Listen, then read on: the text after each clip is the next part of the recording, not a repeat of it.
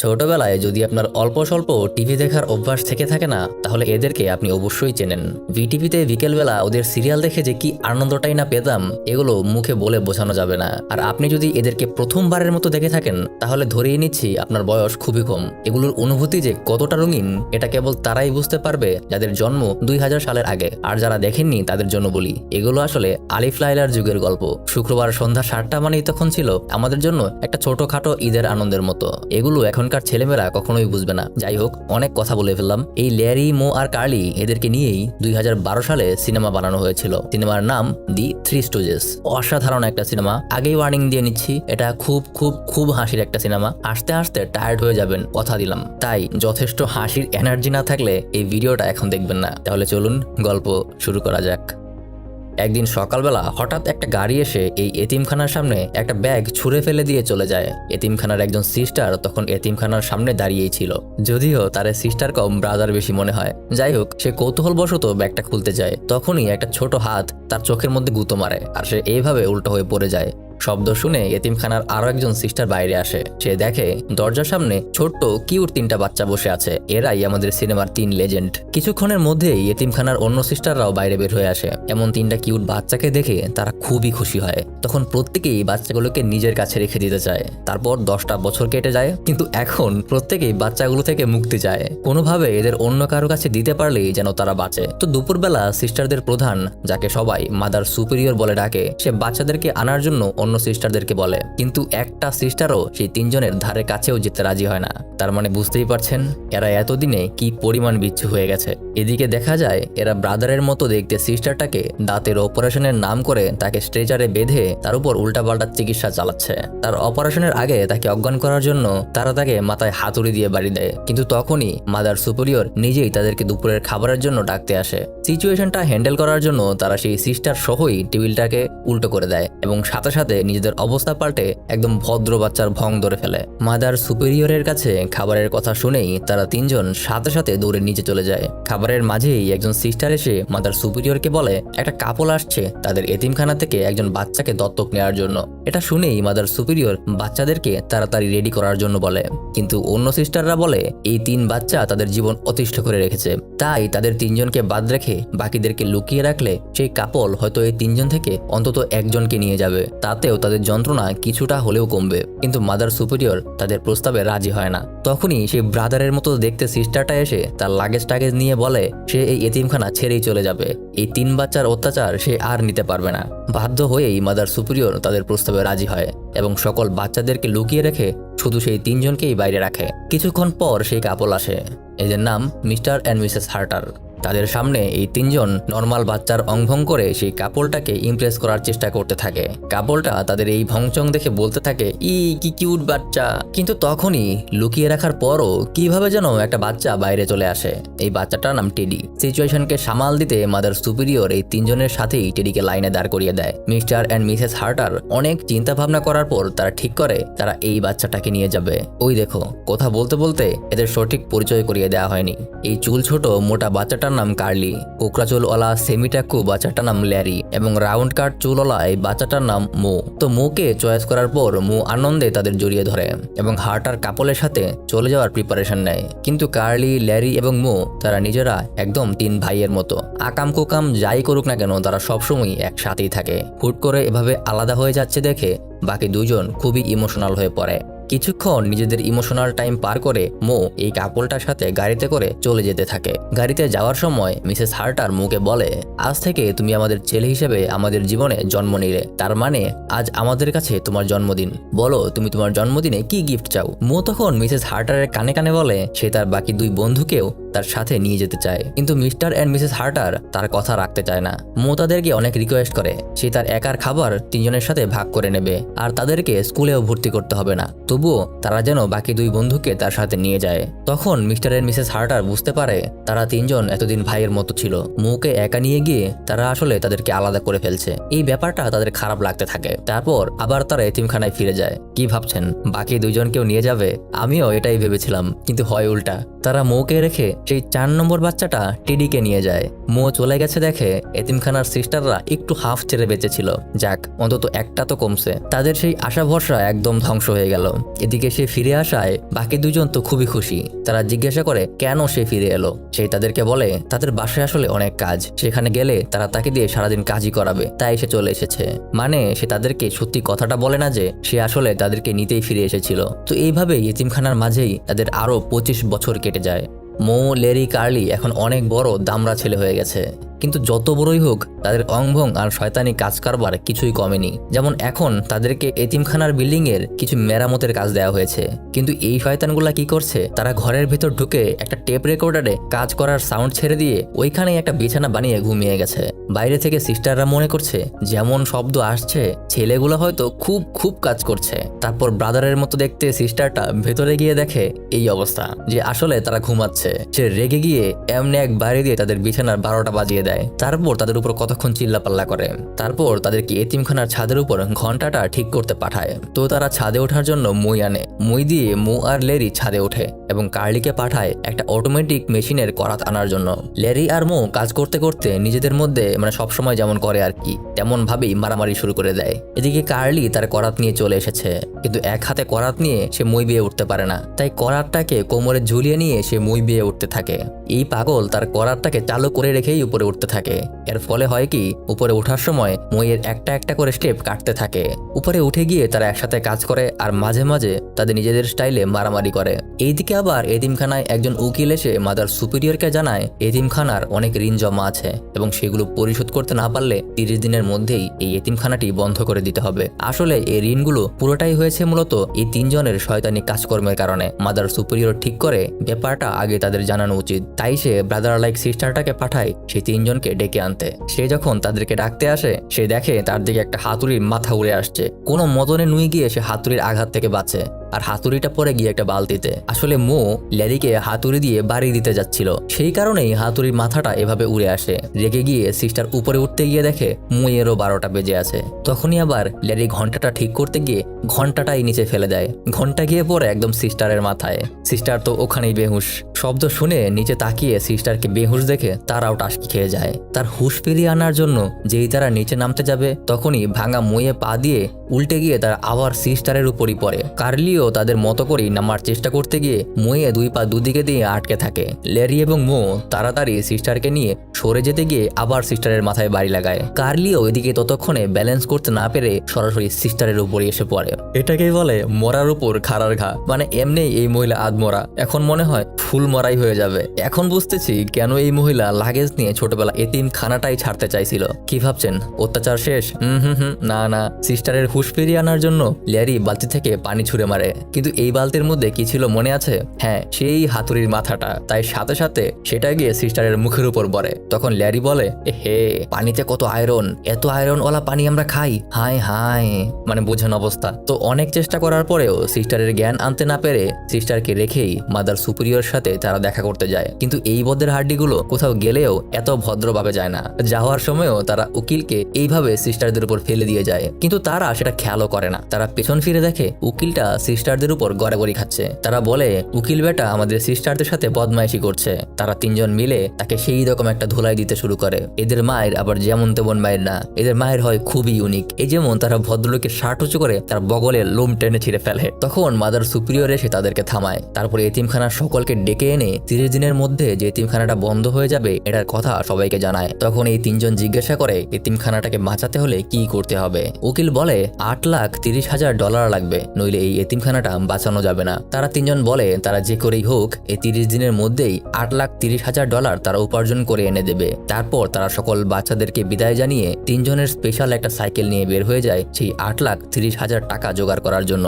যাওয়ার আগে mother superior তাদের হাতে চলার জন্য অল্প কয়েকটা টাকাও দিয়ে দেয়। তারপর সাইকেলে উঠে ওয়েট করতে থাকে কোনো বড় গাড়ি আসার জন্য, কারণ তারা অলস, তারা পেডেল মেরে যাবে না, তারা অন্য গাড়ির সাহায্য নিয়ে যাবে। তো কিছুক্ষণ পর একটা ট্রাক দেখে মো সাইকেলের সঙ্গে আগে থেকেই বেঁধে রাখা একটা নোঙ্গর ঘুরিয়ে গাড়ির সাথে আটকানোর জন্য ছুঁড়ে মারে। তারপর হয় এইটা, ছাগলগুলা দড়িটার সামনে না বেঁধে বাঁচছিল পেছনে, তাই এমনি রাস্তায় ছেঁচড়ায় যেতে থাকে। এইদিকে ছোটবেলায় মোয়ের বোতলে নিয়ে যাওয়া টেডি এখন অনেক বড় হয়ে গেছে। সে এখন নিজের ব্যবসাপাতি করে অনেক বড় লোক। কিন্তু টেডির বউ লিডিয়া আবার একদমই ভালো না। সে টেডির বন্ধু ম্যাক ম্যাকের সাথে পরকিয়া করে।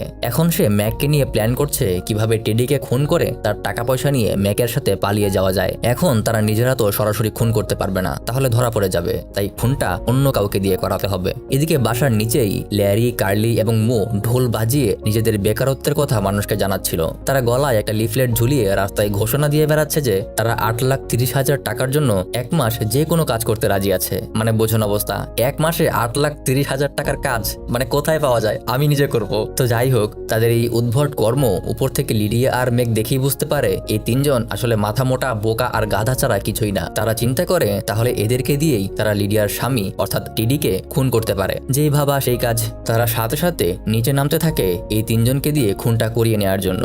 এদিকে ল্যারি রাস্তার পাশে একটা মেকানিক্যাল তীর ধনুক দেখতে পেয়ে সেটাকে চেক করার জন্য তীরটা নিয়ে আকাশে তীর মারে। এভাবে কিছুক্ষণ রাস্তায় ঘোরাঘুরি করে কিছুই কাজ না পেয়ে তারা নিজেদের মধ্যেই নিজেদের স্টাইলে মারামারি শুরু করে দেয়। তখনই লিডিয়া আর মেঘ তাদের সামনে গাড়ি নিয়ে আসে। লিডিয়া তাদেরকে বলে যদি তারা তাদের একটা কাজ করে দেয় তাহলে তারা তাদেরকে $8,30,000 দেবে। এই কথা শুনে তারা খুব আগ্রহ নিয়ে জানতে চায় যে আসলে কাজটা কি। লিডিয়া বলে তাদেরকে তার স্বামীকে খুন করতে হবে। এই কথা শুনে তারা ঘাবড়ে যায় এবং তাকে রিজেক্ট করে দেয়। কিন্তু লিডিয়া বলে তার স্বামী আসলে এমন একটা অসুখে আক্রান্ত যেটা কোনোদিনও ভালো হবে না, প্রতিদিন তার কষ্ট বেড়েই চলেছে, বেঁচে থেকে এভাবে কষ্ট পাওয়ার চেয়ে তার মরে যাওয়া ভালো। তখন ম্যাক গাড়ি থেকে বের হয়ে এসে বলে সেই আসলে লিডিয়ার স্বামী এবং সে নিজেই এটা চায়, কারণ বেঁচে থাকলে তাকে প্রতিদিন যন্ত্রণার মধ্যে দিয়ে যেতে হবে। এই কথা শুনে বোকার দলগুলো সাথে সাথে রাজি হয়ে যায়। তারপর ম্যাক তাদেরকে বলে তোমরা আমাকে আমার রুমে ঢুকে ঘুমের মধ্যে মেরে ফেলবে এবং কোনোভাবেই লাইট অন করবে না, কারণ আমি মরার আগে সারপ্রাইজ পেয়ে মরতে চাই। এই কথা শুনে তারা তিনজন হাসতে থাকে। তখন কার্লি হুট করে ম্যাককে ধাক্কা দিয়ে একটা বাসের সামনে ফেলে দেয়।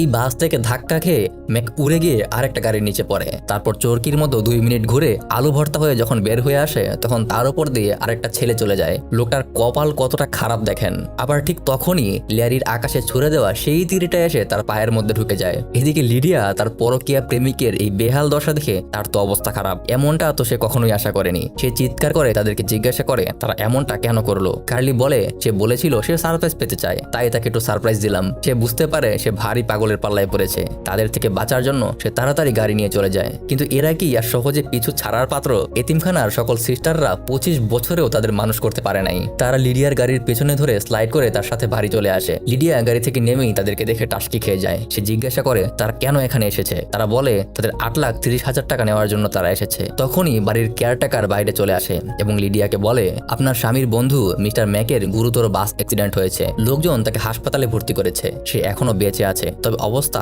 খুব খারাপ। এই বলে সে চলে যায়। সাথে সাথে এই তিনজনও আসে টাকা চাইতে। লিডিয়া তাদেরকে চর মেরে বলে আমার স্বামী মারাই যায়নি, সে হাসপাতালে আছে এবং বেঁচে আছে, তোমাদের কাজ হয়নি, তোমরা চলে যাও। এই বলে সে তাদেরকে মেরে বাড়ি থেকে বের করে দেয়। তারপর তারা প্ল্যান করে তারা আবার ট্রাই করবে। এবার যেহেতু সে হাসপাতালে আছে এবার তাকে মারা আরো সহজ হবে। তাই তারা হাসপাতালে গিয়ে ম্যাককে খুঁজতে শুরু করে। কিন্তু হাসপাতালের রিসেপশন মহিলা তাদেরকে বলে ভিজিটিং টাইম শেষ হয়ে গেছে, আবার পরের দিন আসার জন্য। এবার তারা ভাবতে থাকে যে এখন কি করা যায়। হঠাৎ তাদের সামনে কয়েকটা ডাক্তার আর নার্সকে একটা রুমে ঢুকতে দেখে তাদের মাথায় আইডিয়া আসে ডাক্তার এবং নার্স সেজে তারা নিজেরাও মেঘের রুমে যেতে পারে। সাথে সাথে তারা সেই রুমটাতে ঢুকে ডাক্তার আর নার্সদের মেরে তাদের কাপড় নিয়ে ম্যাককে খুঁজতে থাকে। কিন্তু বেশিক্ষণ তারা ঘোরাঘুরি করতে পারে না। কিছুক্ষণের মধ্যেই রিসেপশন মহিলাটা তাদেরকে চিনে ফেলে। তাদেরকে দেখেই তিনজন পালাতে শুরু করে। তারা দৌড়ে গিয়ে একটা বাচ্চা রাখার রুমে ঢুকে পড়ে। সেখানের একজন নার্স তাদেরও নার্স মনে করে বাচ্চাদের ডাইপারগুলো চেঞ্জ করতে বলে। তারপর ডাইপার চেঞ্জ করতে গিয়ে তারা যে কি কাণ্ডটাই না করে আপনি না দেখলে বুঝবেন না। এদিকে বাচ্চাগুলাও এক একটা বদের হাড্ডি, এরা খালি সারাদিন শুশু করে বেড়ায়। কার্লিকে রীতিমতো হিসু দিয়ে গোসল করিয়ে ফেলে। এইভাবে কথায় কথায় তার আবার মারামারি শুরু করে দেয়। কিন্তু এইবার মারামারির অস্ত্রটা থাকে বাচ্চাদের হিসু। বাচ্চাগুলোকে তারা বন্দুকের মতো ব্যবহার করতে শুরু করে। একজন আরেকজনের দিকে হিসু বোমা নিক্ষেপ করতে থাকে। কিছুক্ষণ পর সেই অর্ডারকারী নার্সটা সেখানে আসতেই তার আবার সেখান থেকে পালিয়ে যায়। সৌভাগ্যবশত তারা এবার ম্যাকের রুমটা খুঁজে পায়।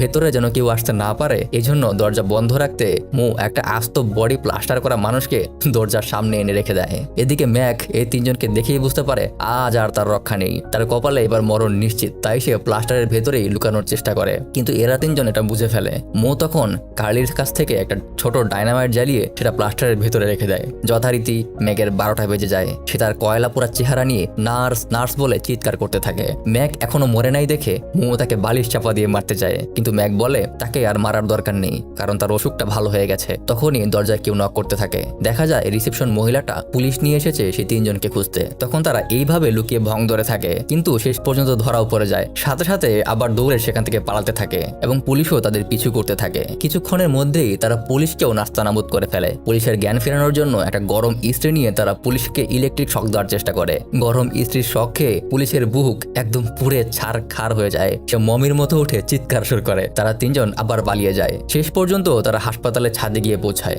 কিন্তু ছাদ থেকে আর পালানোর কোনো রাস্তা নেই। তারা ছাদ থেকে একটা পাইপ নিয়ে নিচে ঝাঁপ দেয়। সেই পাইপ ছিঁড়ে গেলেও সৌভাগ্যজনকভাবে তারা বেঁচে যায়, কিন্তু পরে গিয়ে একদম টেডির সামনে। টেডিকে তারা না চিনলেও টেডি তাদেরকে দেখেই চিনে ফেলে। তাদের মধ্যে বেশ কিছুক্ষণ কথাবার্তা হয় এবং যাওয়ার সময় টেডি তাদের একটা ছবি তুলে নিয়ে যায়। টেডি চলে যাওয়ার পর তাদের মনে হয় মাদার সুপিরিয়র আসার সময় তাদেরকে কিছু টাকা দিয়েছিল। তারা সেইগুলি বের করে ভাবে এই টাকা দিয়ে তারা মাছের ব্যবসা করবে। মাছের ব্যবসা করে তারা 20 দিনে বড়লোক হয়ে যাবে এবং এতিমখানার সব টাকা শোধ করে দেবে। এদিকে টেডি বাসায় গিয়ে তার বউ লিডিয়াকে বলে যে তার আজকে এতিমখানার 3 বন্ধুর সাথে দেখা হয়েছিল। এই বলে সে লিডিয়াকে তাদের ছবিটা দেখায়। ছবি দেখে তো লিডিয়ার অবস্থা খারাপ।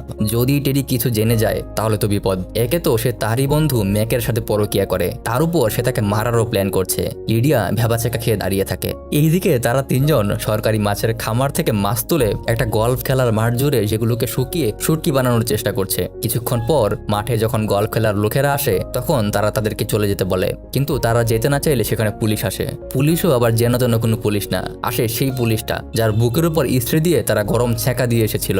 বেচারার বুকের দাগ হয়তো এখনো যায়নি। তাদের দেখেই পুলিশ তো রেগে মেগে আগুন, ছাগলের দল, আজকে তোদের ধরবই। কিন্তু এই তিনজনকে ধরা কি আর এত সোজা? তারা আবার পুলিশকে নাস্তানাবুদ বানিয়ে পালিয়ে যায়। পালাতে পালাতে তারা একটা গলির ভেতরে ঢুকে একটা দরজা দেখতে পায়, কিন্তু দরজাটা আবার লক করা। দরজা খুলে ভেতরে ঢুকতে না পারলে আবার পুলিশও চলে আসবে। তারা কার্লির শক্ত মাথা ব্যবহার করে সেই দরজাটা ভেঙে ভেতরে ঢুকে পড়ে। ভেতরে গিয়ে দেখে সেখানে কিছুই নেই, শুধুমাত্র কিছু লাইট জ্বলছে। তারপর নিজেদের ভেতরে কথা কাটাকাটি করে আবার তাদের নিজস্ব স্টাইলে মারামারি শুরু করে দেয়। তাদের এই মারামারি বাইরে থেকে দেখতে খুবই কিউট আর হাস্যকর লাগে, তাই না? যাই হোক, তারা মারামারি করার পর একসময় ল্যারি বলে ছোটবেলায় যদি মো চলে যাইতো তাহলেই ভালো হতো। মই আসলে সকল সমস্যার কারণ। মোয়ের কারণেই তাদের দুইজনকেও অন্য কোনো পরিবার দত্তক নেয়নি। এটা শুনে মো খুব কষ্ট পায়। সে তখনই তাদেরকে কড়া কথা বলে সেখান থেকে চলে যেতে বলে। কার্লি আর মো মন খারাপ করে সেখান থেকে চলে যায়। পুরো সিনটাই আস্তে আস্তে হাসি থেকে ইমোশনাল হয়ে যায়। মো মাথা নিচু করে দাঁড়িয়ে থাকে। তখনই রুমের সব লাইট জ্বলে ওঠে।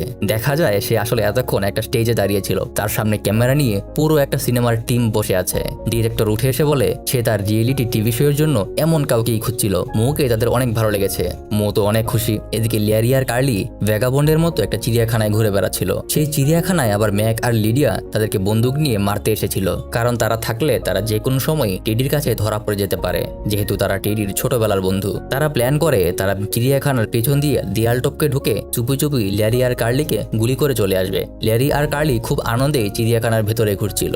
ম্যাক চিড়িয়াখানার পেছন দিক দিয়ে বন্দুক নিয়ে লিডিয়ার নাকে মুখে পা দিয়ে কোনো মতনে দেয়াল পার করে চিড়িয়াখানার ভেতরে ঢোকে। কিন্তু এই লোকটার কপাল এত খারাপ মানে কি আর বলবো। এবার সে গিয়ে ল্যান্ড করে সিংহের খাঁচার ভেতরে, কিন্তু তাও ভালো সিংহটা শিকল দিয়ে বাঁধাই ছিল। এটা দেখে সিংহটাকে নিয়ে সে মস্করা করতে শুরু করে। পাশেই আবার ল্যারি একটা ডলফিনকে বাঁচানোর চেষ্টা করছিল। ডলফিনটার নাকের ভেতরে একটা বাদাম ঢুকে গিয়েছিল। ল্যারি সেটাকে জড়িয়ে ধরে জোরে চাপ দেয়। তখনই সেই বাদামটা উড়ে গিয়ে লাগে একদম সিংহের ঝুলির উপরে।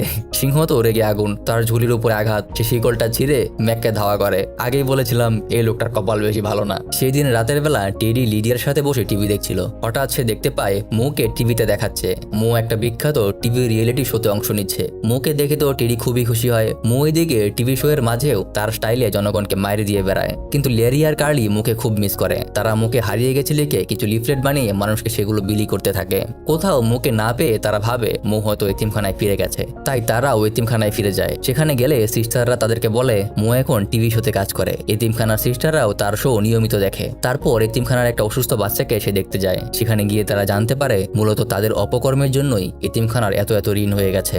এখন তাদের কাছে বাচ্চাদের চিকিৎসা করার মতো মেডিকেল ইন্স্যুরেন্স নেই। এটা শুনে তারা খুব কষ্ট পায়। তারা আবার রাস্তায় গিয়ে থাকতে শুরু করে আর মাঝে মাঝে টিভি দোকানের সামনে গিয়ে মোয়ের রিয়েলিটি শোটা দেখে। এদিকে মোয়ের এই রিয়েলিটি শো তার এই উদ্ভট কর্মকাণ্ডের জন্য দিন দিন সব জায়গায় জনপ্রিয় হয়ে যাচ্ছে। কিছুদিন পর ল্যারি আর কার্লি চিন্তা করে তারা টেডির সাথে দেখা করে তার কাছে এতিমখানার জন্য হেল্প চাইবে। তাই তারা তার অফিসে যায়। সেখানে গিয়ে জানতে পারে টেডি তার বিয়ের অ্যানিভার্সারির জন্য প্রস্তুতি নিচ্ছে, তাই সে অফিসে নেই। কিন্তু মিস্টার হার্টারকে তারা সেখানে পেয়ে যায়। তারা মিস্টার হার্টারকে 8,30,000 টাকা দিয়ে তাদেরকে হেল্প করতে বলে, কিন্তু হার্টার বলে সে এত টাকা দিয়ে তাদের হেল্প করতে পারবে না। কথায় কথায় মোয়ের প্রসঙ্গ আসলে সে জানায় ছোটবেলায় মো আসলে তাদের দুজনের জন্যই তার সাথে আসতে রাজি হয়নি। সে তাদের দুজনকেও সাথে নিয়ে যেতে চেয়েছিল। এটা শুনে তারা দুজন খুবই ইমোশনাল হয়ে পড়ে। অজান্তে তারা মুখে সেদিন সেদিন কত কথাই না বলে ফেলেছে। তাদের এটা করা একদমই উচিত হয়নি। তখনই সে অফিসে টেডির পাশে লিডিয়ার ছবি দেখতে পায়। লেডি গিয়ে রিসেপশনের মহিলাকে লিডিয়ার কথা জিজ্ঞাসা করে। মহিলা বলে এটা টেডির বউ। লেডি তো অবাক, তাহলে পাশের লোকটাকে? মহিলা জানায় ওটা টেডিরই বন্ধু। এবার লেডি বুঝে যায় লিডিয়া আসলে টেডির সাথে চিট করে তাকে মারার প্ল্যান করছে। তারা সাথে সাথে দৌড়ে টিভি শোয়ের অফিসে যায় মোয়ের সাথে দেখা করতে। লেডি আর কার্লি মুখে টেডির কথা সবকিছু খুলে বলে। তারপর তারা তিনজন রওনা হয় টেডিকে সবকিছু জানানোর জন্য। এদিকে তখন লিডিয়া আর টেডির অ্যানিভার্সারির পার্টি চলছে। অনুষ্ঠানে ম্যাক আর লিডিয়া আবার নতুন করে টেডিকে মারার প্ল্যান করতে থাকে। দুর্ভাগা ম্যাক সিংহের থাবাকে তার মুখের কি অবস্থা হয়েছে দেখছেন? মনে হইতেছে চেহারাটার উপর কেউ লাঙ্গল চালাইছে। মিস্টার হার্টার এসে তার চেহারার বেহাল দশা দেখে জিজ্ঞাসা করে তার কি হয়েছে। ম্যাক বলে তাকে নাকি বিলায়ে খামচি দিছে, মানে বোঝেন। যাই হোক, এদিকে তারা তিনজন তাদের অসাধারণ একটা রাজকীয় কুত্তার গাড়িতে করে অনুষ্ঠানে এসে পৌঁছায় এবং সফলভাবে গার্ডের উপর ল্যান্ড করে। যথারীতি গার্ড তাদেরকে ভেতরে ঢুকতে দেয় না। তারপর তারা বেলুনওয়ালা সেজে অন্য একটা গেট দিয়ে পার্টির ভেতরে ঢুকে পড়ে।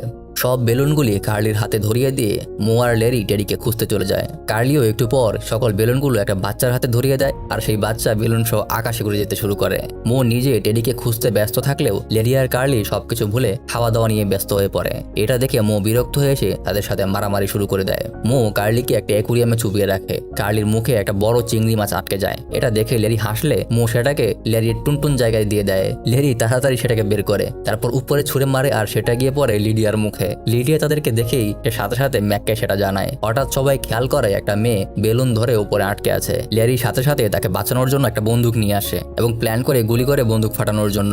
মো তখন তার কাছ থেকে বন্দুকটা কেড়ে নিয়ে বলে গুলি দিলে বাচ্চাটার গায়ে লাগবে, গাধা কোথাকার। এই বলে সে বন্দুক দিয়ে লেরির মাথায় মারে, কিন্তু বন্দুক থেকে গুলি বের হয়ে কয়েকটা বেলুন ফুটিয়ে দেয় আর মেয়েটাও এসে পড়ে একদম অনুষ্ঠানের কেকের উপরে। চারদিক থেকে অনুষ্ঠানের গার্ডরা তখন তাদেরকে ধরতে আসলে তারা দৌড়ে বাড়ির ভেতরে ঢুকে পড়ে। এক দৌড়ে তারা চলে যায় টেডির রুমে। লিডিয়া আগেই ওষুধ খাইয়ে টেডিকে দুর্বল করে রেখেছিল, তাই সে তেমন একটা শক্তি পায় না। তারা তিনজন টেডিকে সব বলে দেয়। তখনই ম্যাক লিডিয়াকে নিয়ে রুমে এসে ঢুকে এবং বন্দুক বের করে। তখনই আবার মিস্টার হার্টার আরেকটা বন্দুক নিয়ে রুমে আসে এবং ম্যাককে বন্দুকটা ফেলে দিতে বলে। তখন টেডি বলে ম্যাক তুই আমার সবচেয়ে ভালো বন্ধু হয়ে এটা কিভাবে করতে পারলি? কিন্তু তখন মিস্টার হার্টার বলে সে আসলে কিছুই করেনি, করেছে সবকিছু সে নিজে। সাথে সাথে লিডিয়া তার কাছে চলে যায়।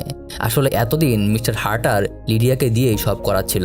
তারপর মিস্টার হার্টার সবাইকে বন্দুক দেখিয়ে গাড়িতে করে দূরে নিয়ে যেতে থাকে যেন তাদের খুনের কোনো প্রমাণ না থাকে। গাড়িতে বসে সে বলে আসলে সকল সম্পত্তি ছিল তার বউয়ের। তার মরার পর সে সকল সম্পত্তি টেডির নামে করে দিয়ে যায়, তাই সে এগুলো করছে। তখনই কার্লির পোশাক ইঁদুরটা বের হয়। সে সেটা লিডিয়ার উপর ছেড়ে দেয়। বেশিরভাগ মেয়েরাই ইঁদুর, টিকটিকি, তেলাপোকা এসব দেখলে প্যানিক করতে থাকে। লিডিয়া ইঁদুর দেখে বন্দুক রেখে চিৎকার শুরু করতে থাকে। ফলাফলস্বরূপ গাড়ি অ্যাক্সিডেন্ট করে একটা ডোবায় গিয়ে পড়ে।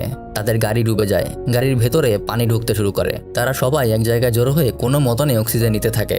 এর মাঝে আবার কার্লি মারে পাদ, মানে এমনি পানির নিচে বাঁচার অক্সিজেন নাই, তার উপর পাদের গন্ধে অবস্থা খারাপ। হঠাৎ মনে পড়ে কার্লির কাছে প্রায় ডাইনামাইট থাকে, সেটা ব্যবহার করে তার গাড়ির জানালা ব্লাস্ট করে এবং গাড়ি থেকে বের হয়। তারপর সেই বাংলা সিনেমার মতোই সবার লাস্টে পুলিশ আসে আর ক্রিমিনালদের অ্যারেস্ট করে নিয়ে যায়। তবে এই গল্প এখানেই শেষ না, আরেকটু বাকি আছে। তারা তিনজন এসে টেডির কাছে এতিমখানা বাঁচানোর জন্য $8,30,000 চায়, কিন্তু টেডি বলে অন্য কিছু যাওয়ার জন্য।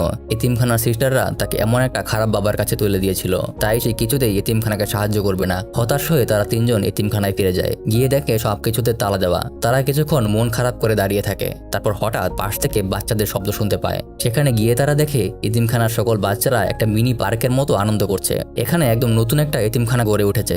বাচ্চারা সব খেলাধুলা করছে, সিস্টাররাও আনন্দ করছে। তারা তো এসব দেখে অবাক, হচ্ছেটা কি এসব? তারা এগিয়ে গিয়ে জানতে পারে পুরোটাই হয়েছে আসলে মোয়ের রিয়েলিটি শো এর টাকা দিয়ে। রিয়েলিটি শো এর ডিরেক্টর মোয়ের টাকা দিয়ে নিজেই এতিমখানাটা বানিয়ে দিয়েছে। তারপর তাদের শো এর পরের বারের সিজনের জন্য তারা তাদের তিনজনকেই নিতে চায়। আর এভাবেই শেষ হয়ে যায় সিনেমাটি। আশা করি ভিডিওটি আপনাদের ভালো লেগেছে। ভালো লাগা মন্দ লাগা সবকিছুই আমাদের কমেন্টের মাধ্যমে জানাবেন। আমরা কিন্তু আপনাদের সব কমেন্ট পড়ি। এতক্ষণ আপনাদের সাথে ছিলাম আমি মারুফ। আসসালামু আলাইকুম। আল্লাহ ভালো রাখুক সবাইকে।